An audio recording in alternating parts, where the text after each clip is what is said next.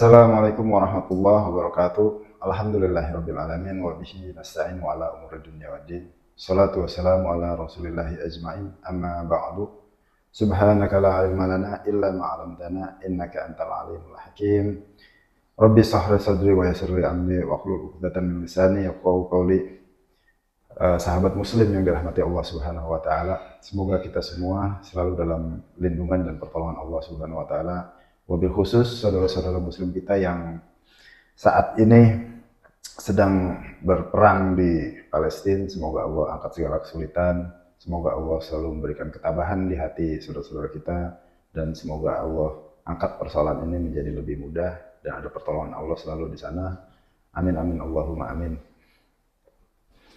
Menyoal beberapa pertanyaan dari teman-teman itu kepada saya terkait dengan pengertian dan tata cara sholat jamak dan sholat qashar. Secara arti, memang istilah jamak, sholat qashar, dan qashar jamak itu akrab di telinga kita, tapi kadang-kadang memang sulit kita menerjemahkan secara harfiah tuh apa sih sholat jamak gitu ya.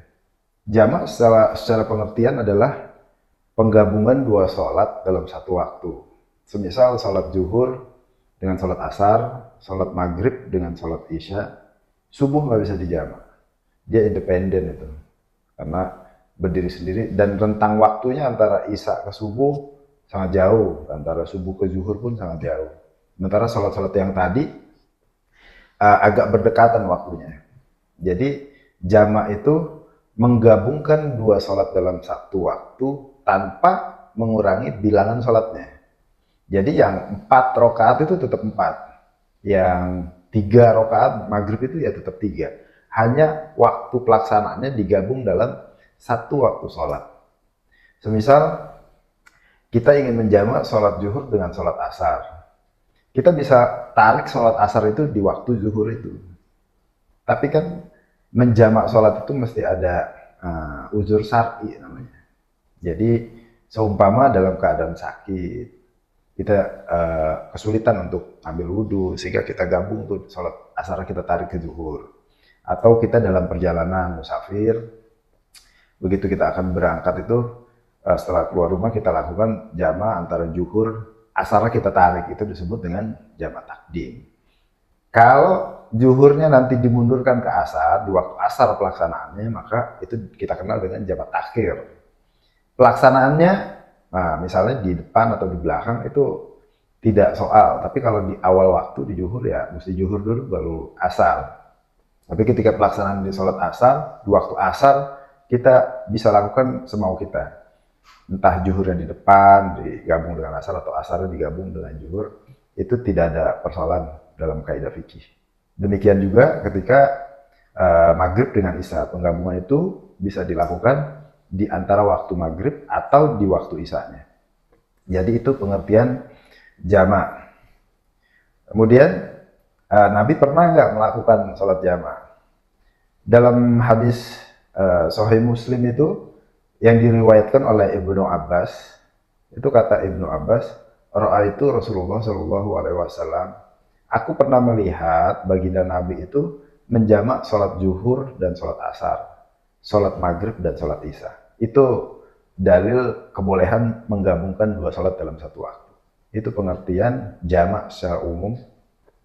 Alasan jamaknya tadi antara lain sakit, yang kedua hujan lebat berkepanjangan, sehingga kita sulit untuk melakukan sholat berjamaah, atau kesulitan dalam hal-hal lain, tapi ada salah satu alasan hujan lebat, sehingga kita menggabungkan sholat di satu waktu itu. Untuk itu disebut dalam kaidah fikih itu rukhsah namanya, keringanan. Nah, baginda Nabi juga pernah mendapatkan pertanyaan itu dari sahabat Sayyidina Umar, bertanya kenapa kita harus menjamak. Kata Nabi, sesungguhnya itu sedekah Allah kepada hambanya, maka terimalah sedekah itu. Jadi rukhsah, keringanan itu sedekah. Kita mau ambil ya nggak apa-apa, kalau kita mampu melakukan itu di waktu-waktunya sendiri ya juga nggak apa-apa, karena itu rukhsah, itu keringanan yang diberikan Allah sebagai sedekahnya kepada hambanya.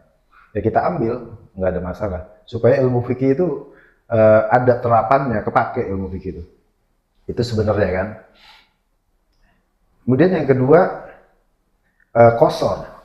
Qasar itu secara arti adalah meringkas bilangan sholat atau menyedikitkan. Tapi terkhusus ini, qasar ini khusus hanya untuk bilangan sholat yang 4 rakaat, yaitu zuhur, asar, isya. Hanya bilangan sholat yang 4 rakaat yang boleh dikosor. Maghrib dan subuh nggak bisa. Kenapa? Kalau maghrib dikosor jadi 1,5, gimana tuh sholatnya? Kalau subuh dikosor disedikitkan jadi 1 rakaat, kayak sholat witir malah. Jadi itu ya, khusus 4 rakaat. Jadi qasar itu meringkas, menyedikitkan bilangan. Dikurangin yang tadi 4 jadi 2. Tapi tentunya syarat untuk melakukan qasar lebih ketat daripada sholat jama tadi. Kalau jama kan hanya menggabungkan waktunya saja, tidak mengurangi bilangan sholat. Dalil terkait dengan qasar itu ada di surat An-Nisa ayat 101. Wa idza darabtum fil ardi falaisa 'alaikum junahu an taqsuru minas shalah. Bahwa jika kamu berpergian, maka untuk musafir ya, jika kamu bepergian di muka bumi ini, maka kamu boleh melakukan qasar sholat, tidak berdosa melakukan qasar sholat. Itu dalil tentang qasar. Dikurangi bilangan sholatnya. Yang 4 menjadi 2, zuhur, asar, isya. Itu dikurangi. Syaratnya lebih ketat. Yang pertama adalah syarat sholat qasar. Menempuh perjalanan itu bukan untuk maksiat. Contoh, kita mau ke daerah luar kota lah, ke Bogor yang tapi kita niatkan semisal untuk tawuran gitu. Nah itu sejak awal udah nggak boleh qasar. Jadi harus niat yang baik, tidak untuk maksiat. Contoh yang paling real itu adalah ketika orang berangkat haji, malah itu bepergian yang wajib kan ya. Nah itu, atau sesuatu yang mubah, bepergian yang mubah itu boleh. Misalnya ajak keluarga ke taman safari, itu kita bisa qasar. Nah itu syaratnya, bepergian tidak untuk maksiat, itu yang pertama. Yang kedua, jarak yang ditempuh dalam bepergian itu 16 farsah. Hitungan zaman dulu tuh. Atau dikenal dalam istilah fikih marhalatain, 2 marhalah.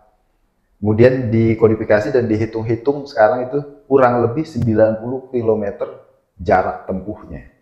90 km. Jadi itu udah ketentuan dalam ilmu fikih ya, jaraknya segitu.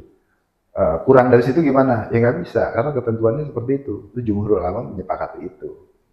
Walaupun ada perbedaan, ada khilaf sedikit itu, ya 80 km sampai 90 km kurang lebih. Kemudian kapan sholat qasar itu dapat dilaksanakan? Mulai kapan startnya? Jadi qasar itu nggak boleh dilakukan ketika kita akan berangkat bepergian, kita lakukan di rumah, itu nggak boleh. Harus keluar meninggalkan desa terlebih dahulu. Jadi kita memang sudah keluar dari rumah, kita niat qasar. Niat qasar kalau untuk bepergian itu harus dilakukan di luar rumah. Setelah perjalanan meninggalkan desa, batas desa, itu boleh. Langsung misalnya kita jalan menjelang zuhur, kita jalan, atau pada saat zuhur kita jalan, setelah melewati batas desa, ketemu musola atau masjid, kita boleh melakukan sholat qasar di sana. Artinya, dan dilarang untuk bermakmum kepada seorang imam yang mukim.